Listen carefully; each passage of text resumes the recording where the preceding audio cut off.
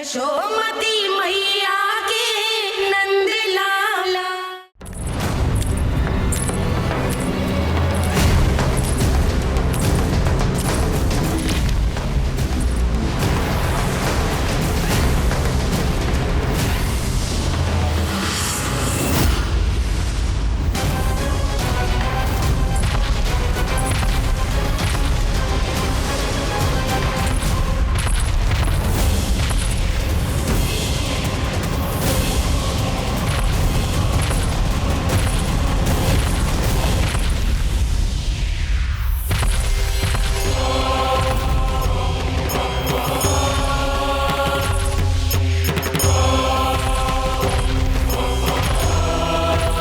कौन है जो मेरे क्रोध को भड़काने का प्रयास कर रहा है?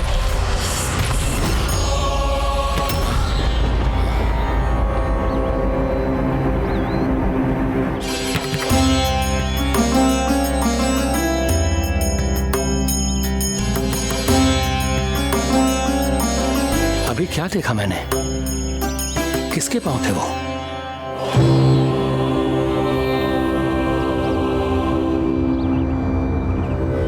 मैं आप सबका कष्ट हरूंगा। मैं अवश्य अवतार लूंगा। मैं अवश्य अवतार लूंगा श्री कृष्ण के रूप में। श्री कृष्ण के रूप में। कृष्ण के रूप में।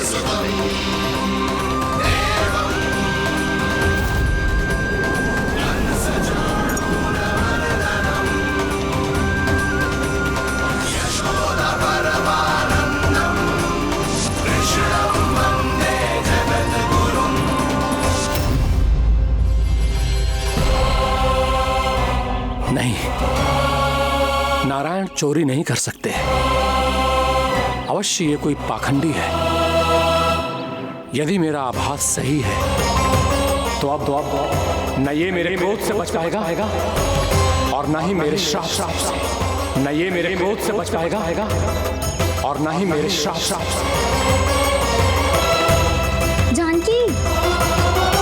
जानकी को मैं ऐसी स्थिति में छोड़ के नहीं जा सकता। क्या हो गो? कछु तो बोल। कछु करना चाहिए मुझे, पर करूं तो क्या? वापस गया तो जानकी और कस्तूरी पकड़ लेगी और मैया के पास ले जाएगी। समय पे घर पे ना पहुंचा तो पकड़ा जाऊंगा। हे नारायण, अब आप ही कोई सहायता करो। जी क्या हो गया जानकी को?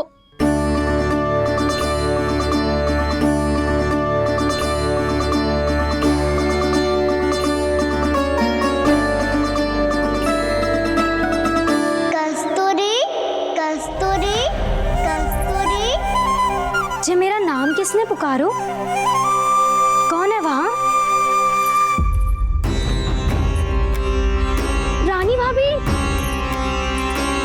रानी भाभी, तनिक सहायता करो ना।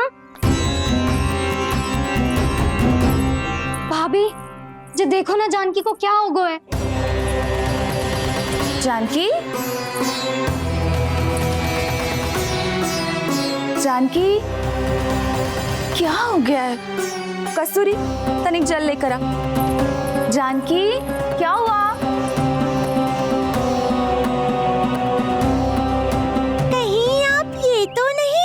रहे प्रभु कि बड़ी माँ थोड़ी देर में मैया को भी यहाँ बुला लेंगी।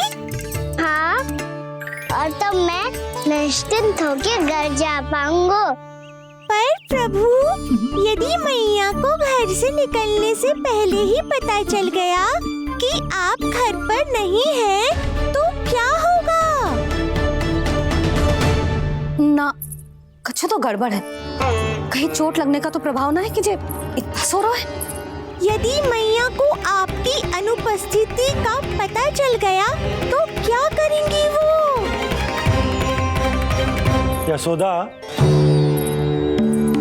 मुझे लगता है कि तुम्हारा मन आजकल ढूंढने लगो है कि कहीं से तुम्हें चिंता मिल जाए और तुम उसे व्यर्थ में ही ले लो।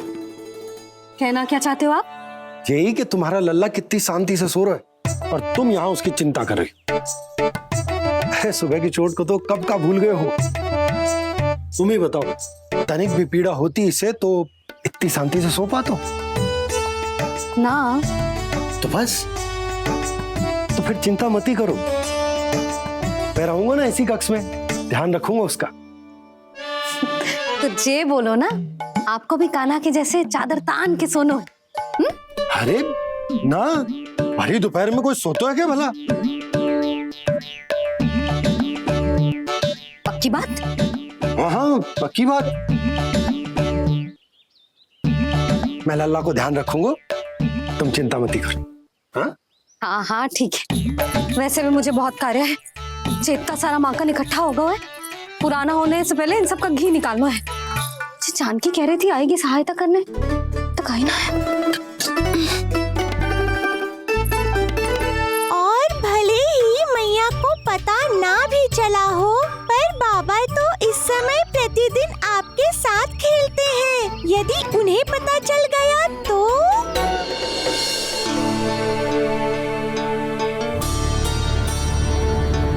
देखा मैया कितनी चिंता करती है तेरी।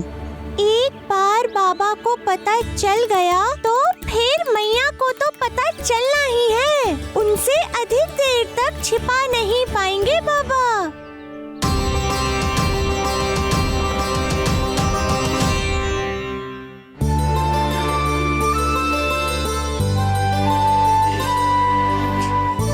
तेरी मैया ने मुझे इतना खिला दियो कि मुझे बड़ी तीव्र नींद आ रही। मैं यहीं तेरे साथ तनिक विश्राम कर लेता हूँ।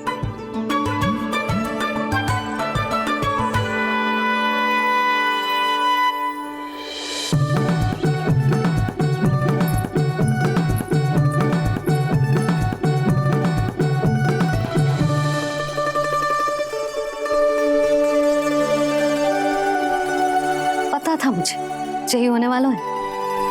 दोनों बाबा लल्ला आनंद से नींद लो, मुझे बहुत सारा कार्य करना है। चाहे बाबा को पहले पता चले या मैया को, आपके लिए तो दोनों ही स्थितियों में संकट है प्रभु। तीनों स्थितियों में मुरली, तीसरी स्थिति कौन सी प्रभु? वो भी तो पधार रहे हैं। वो कौन? जगत विख्यात महर्षि, अत्यंत क्रोधित स्वभाव वाले। प्रभु महर्षि दुर्वासा।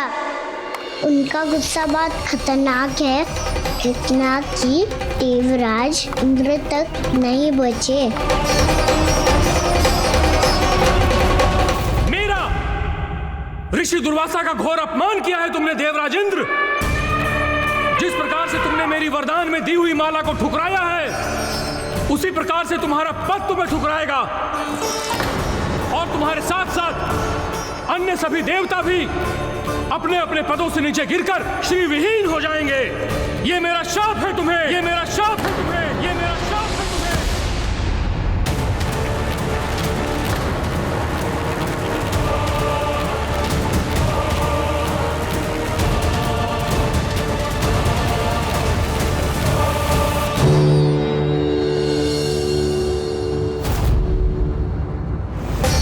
उनकी अर्धांगिनी को भी उनकी क्रोध का सामना करना पड़ा।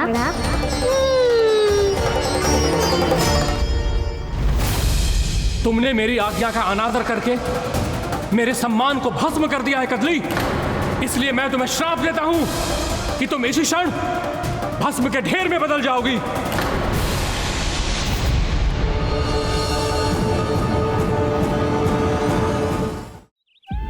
ये क्या किया महर्षि आपने?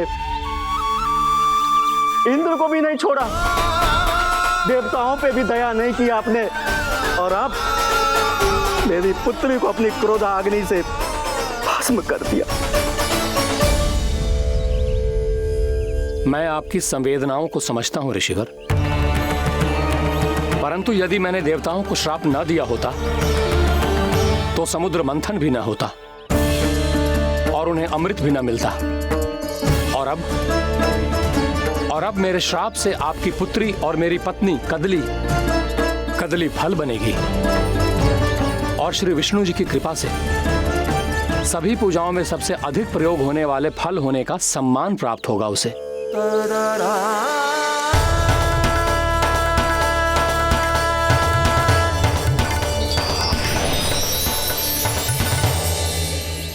पर इससे आपके क्रोधी प्रवृत्ति को उचित नहीं ठहराया जा सकता।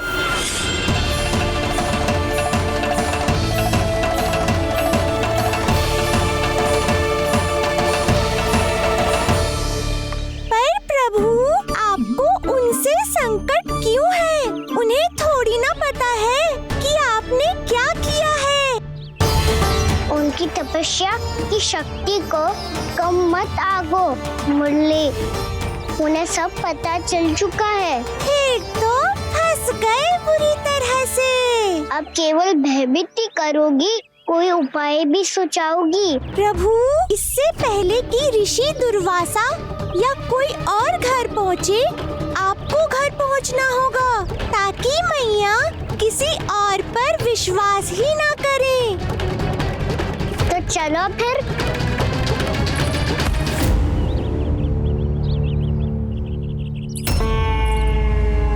कान्हा, लगी तो नहीं तुझे? भाग तो ऐसे रहा था जैसे पीछे कोई चक्रवात आ रहा हो। चक्रवाती आरोह है ताऊ, क्रोध का चक्रवात।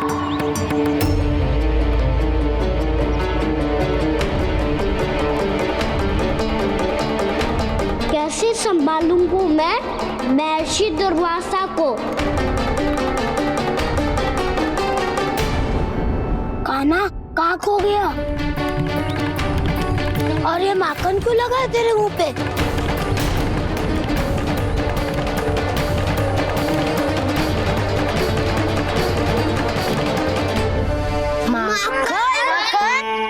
तुम सब यहाँ क्या कर रहे हो? मैंने तुझे चुपचाप घर से निकलते हुए देखा तो मैं इन सब को एकत्र करके तुझे ढूंढने निकल पड़ा।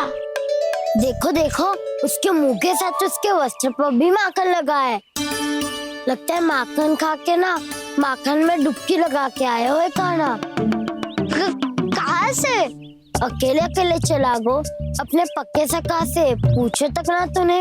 मुझे भी ले चलता कान्हा, मेरी मैया तो बिना पूछे माखन सुने भी नहीं देती।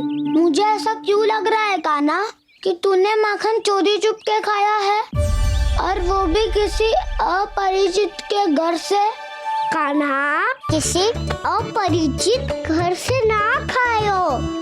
मैं तो जानकी के घर गया था चुपके माखन खाने। प्रभु, अपना भेद स्वयं ही बता दिया सबको।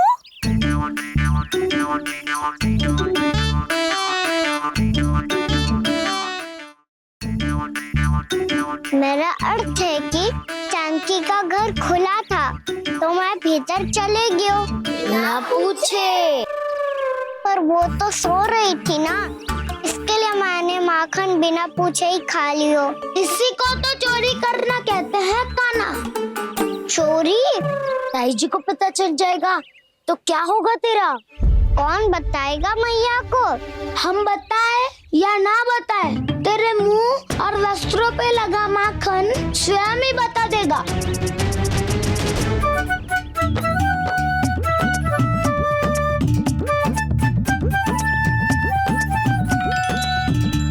माखन तो आपके वस्त्रों पे भी लगा है दाऊ। ये तो तब लगा होगा जब तू मुझसे टकराया था। हाँ, मैया तो यही सोचेगी ना कि आप मेरे साथ ही थे। अब बताओ, कौन बताएगा मैया को? वसंता भी ने तो सुना है, ये बताएगा।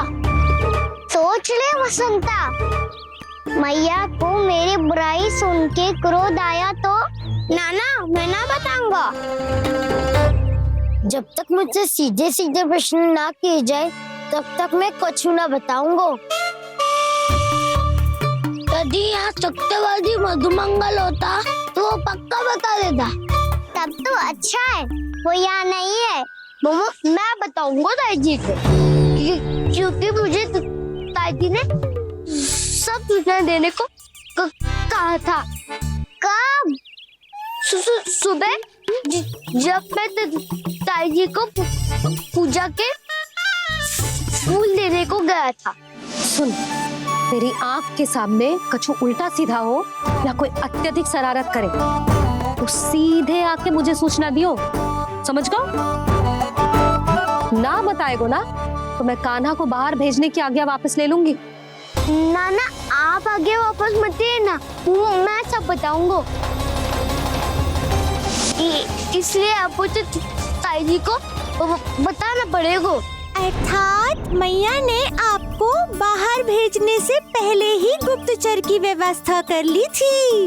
मैंने वचन दिया है। मेरी आंखों के सामने कुछ भी उल्टा सीधा हुआ तो मुझे सूचना देनी पड़ेगी। पर तेरी आंखों के सामने कुछ उल्टा सीधा हुआ ही ना, वो बातों में उलझा रखा ना, मुझे बताना चाहिए ना तो अनुचित होगा बलराम। और सखा को फंसाना अनुचित ना होगा, क्यों दाऊ? ये निर्णय मैं कैसे करूं? तो और कौन करेगा? टीचर।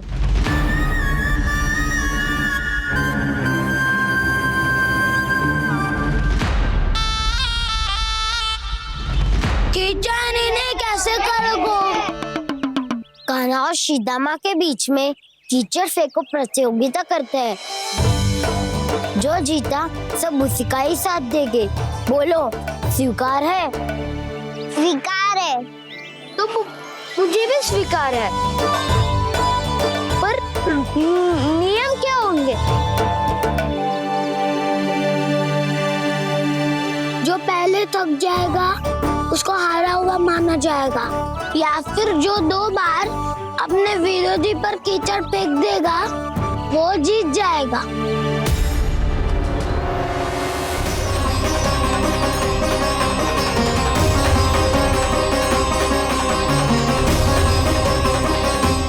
माखन चोरी की घटना के कारण महर्षि पहले ही क्रोधित है। अब कीचड़ से खेलता हुआ देखकर उन्हें और क्रोध न आ जाए।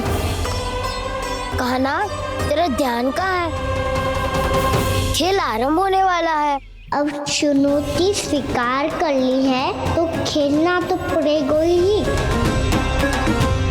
तो फिर चलो।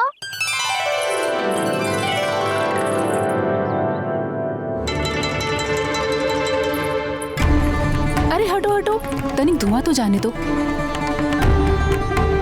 तनिक नजर उतार लूं मैं। अरे वैद्य जी उपलब्ध ना है, मथुरा गए हुए हैं। इसकी स्थिति का उपचार किसी वैद्य के पास भी ना होगा, पर मेरे पास है।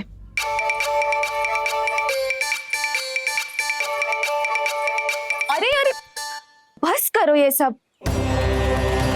ये अधिकतर समय यशोदा के साथ ही होती है, हो सकता है उसे कुछ पता हो। जा, कोई शीघ्र जाकर यशोदा को बुला ला। मैं बुला लाती हूँ। हाँ हाँ।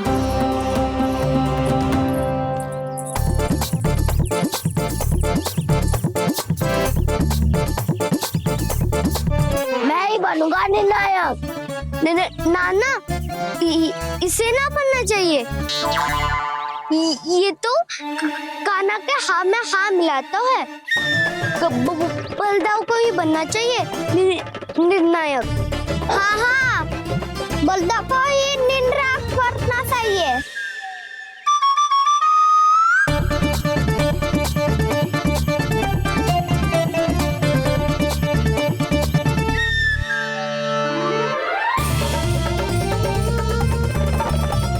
आरंभ करो।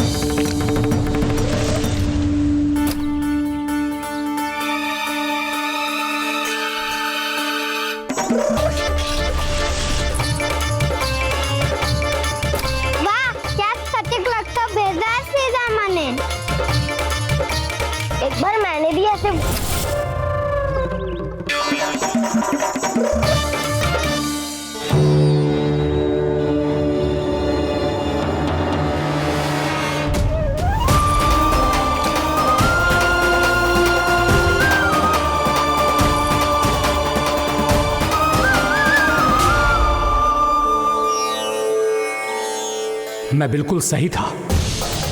जो बालक सबके घरों से माखन चुराए, जो कीचड़ से खेले, वो नारायण का अवतार कदापि नहीं हो सकता। ये अवश्य कोई छलिया है जो कृष्ण होने का स्वांग कर रहा है। इसे इसके अपराध का बहुत कड़ा दंड दूंगा मैं। इसे इसके अपराध का बहुत कड़ा दंड दूंगा मैं। इसे इसके अपराध का बहुत कड़ा दंड दूंगा।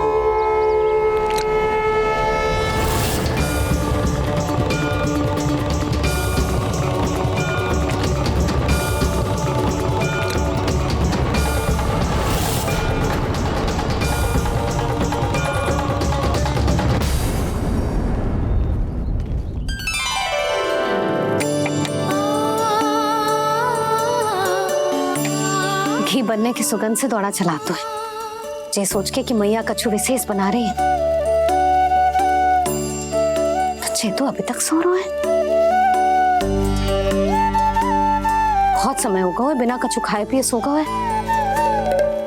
जाके उठाती हूँ।